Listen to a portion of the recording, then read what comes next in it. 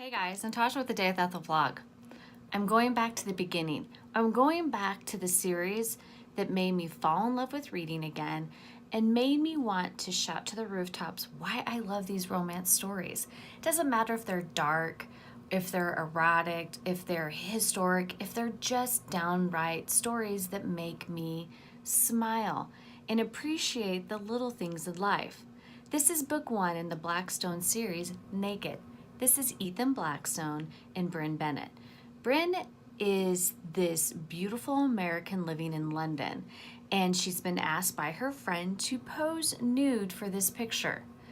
But lo and behold, this picture is what captivates so many men's eyes, but one's heart and soul, Ethan Blackstone.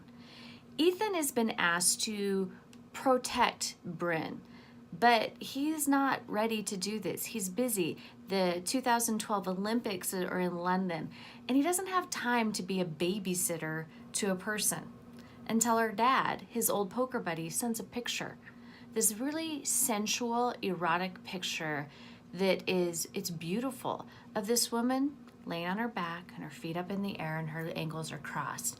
It is a very sexy portrait. So now he's at the gallery watching this showcase of this art, and he sees Brynne. But he doesn't just see her, he sees all of Brynne. He sees her inner beauty, her external beauty, and everything. And he almost says to himself he needs to have her. But he really can't have her because Brynne is stubborn, Brynne is strong, and Brynne is not afraid to tell you what she feels in the moment.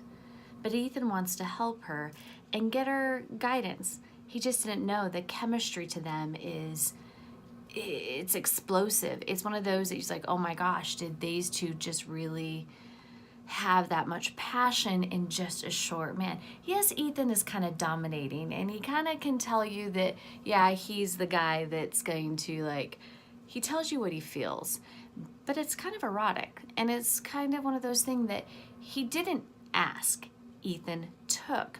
And that's kind of how these two do. But what's really interesting is how it's unforgettable how these two connected. She's never felt safe because her past is kind of haunting, but so is Ethan's. And what's kind of fun is that it's such a quick read that you fall in love with their passion and how quickly they submerge themselves into this romance.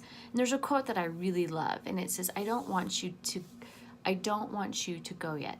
I like having you here with me. You soothe me, baby. He rested his head on top of mine.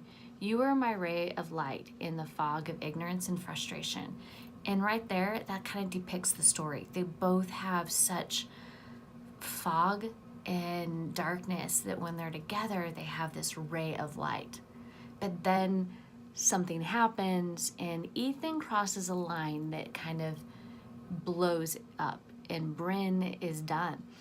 She's already had this in her life. She doesn't need somebody keeping secrets from her. And the story ends.